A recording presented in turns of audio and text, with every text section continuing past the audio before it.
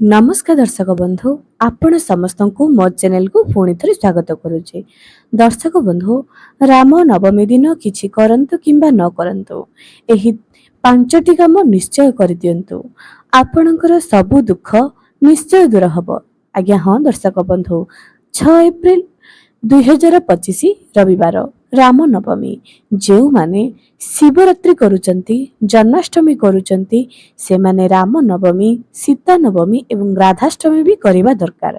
जेपरी लक्ष्मी नारायण को आमे पूजा करुचे सेपरी जदि आमे लक्ष्मी नारायण कृपा पाइबा चाहूचे आमे राम नवमी कले सीता नवमी भी करवा दरकार।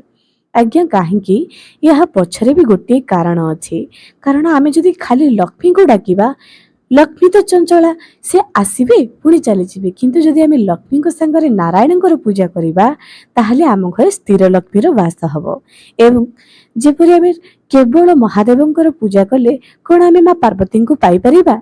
जेपरी दुर्गा पूजा समय शिव को आह्वान करा जाए दुर्गा मंदिर में जेपरी शिव लिंगटीए थाए सेहीपरि आज्ञा आमे ए सबु करबा द्वारा निश्चय पुण्यफल प्राप्त हवा।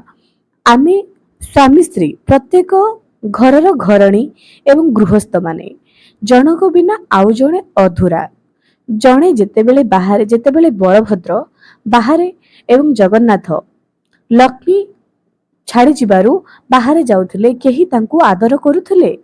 एही कथा बलराम दास कृत लक्ष्मी पुराण रे आपण माने पाई परिचंती। सही परी एही राम नवमी दिनटी प्रत्येकंक पई बहुत गुरुत्वपूर्ण अटे। प्रथम कथा एही राम नवमी जेहेतु रविवार दिन पड़ुअछि भूल रे भी आमिष भक्षण करंतु नाही।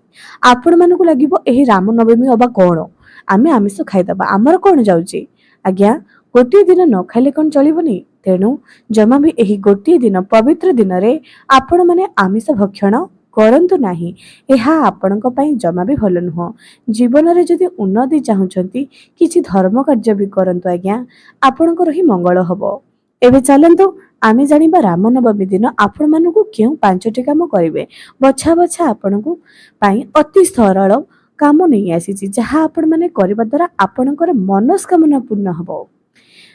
ता आगु आपको मोर अनुरोध है जदि ए पर्यंत मो चैनल को सब्सक्राइब करना निहाती सब्सक्राइब करंतु पाखरे थिबा बेल आइकन को क्लिक करी वीडियो को गोटे लाइक टे कर दियंतु एवं कमेंट सेक्शन रे जय श्री राम निश्चय लिखंतु। दर्शक बंधु राम नामटी एते पवित्र आपण माने निश्चय जानिथिबे। आपण मानकर मन जदि अशांत रहुची जदि आपण माने कोनोसी मन रे भूल चिंताधारा आणुचंती तेबे सांगे सांगे राम राम बोली जप करंतु श्री राम जप करंतु। एहा द्वारा कौन होइथे आसुथिबा विपत्ति दूर हो जाए। जदि आपणकर घर बहुत असना अछि आपण रामंकर नाम मन रे चिंता करी करी घर झाड़ू करंतु।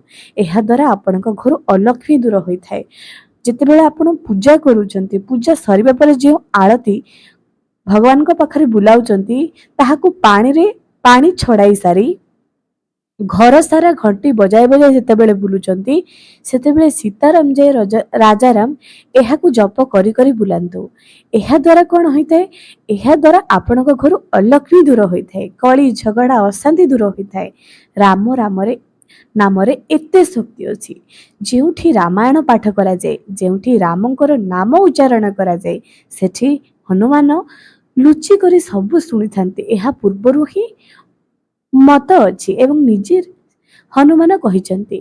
एबे चलंतु सेही पांचटी उपाय कौन जानिबा। प्रथम उपाय गोटाए तुलसी पत्र 11टी तुलसी पत्र आनि दियंतु। जदि आपण 21 आपण देखिबे जे हनुमानंक मूर्ति रे केते बड़ मूर्ति जे आपण सेतिकी तुलसी पत्र रे गोटे माला तयारी करिवे। सेठी सिंदूर रे राम राम लिखिबे।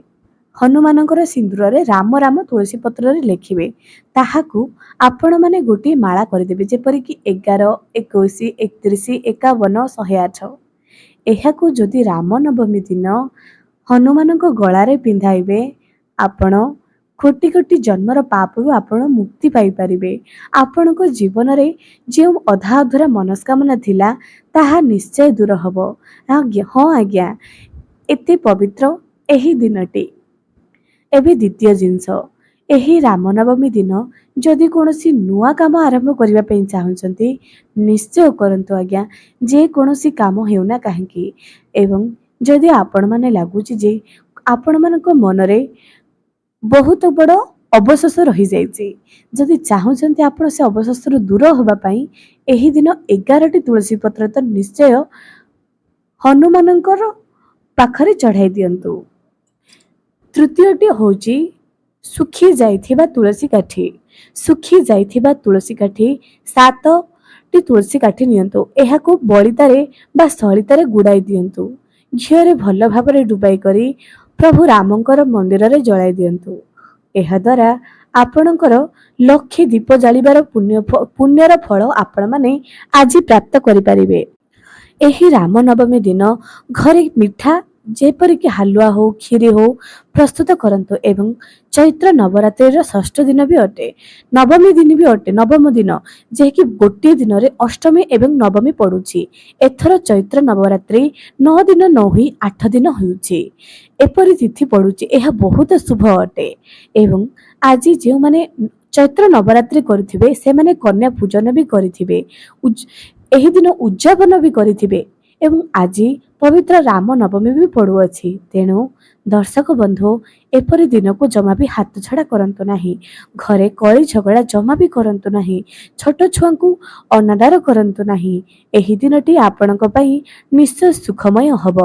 ଏହି ଦିନ ଆପଣମାନେ ଛୋଟ ଛୁଆମାନଙ୍କୁ ବିଶେଷ କରି ଝିଅମାନଙ୍କୁ କିଛି ଉପହାର ଦିଅନ୍ତୁ। ଗୋଟାଏ ଚକୋଲେଟ୍ ହେଉନା କାହିଁକି ନିଶ୍ଚୟ ଆଜିର ଦିନରେ ଉପହାର ଦିଅନ୍ତୁ ଏବଂ ନିଜେ ନିଜ ଭିତରେ ପ୍ରତିଜ୍ଞା ରଖନ୍ତୁ ଯେ କୌଣସି ବି ନାରୀକୁ ଆପଣମାନେ ଅସମ୍ମାନ କରିବେ ନାହିଁ, ଅନୀତି ଦୁର୍ନୀତି ଜମା ବି କରିବେ ନାହିଁ।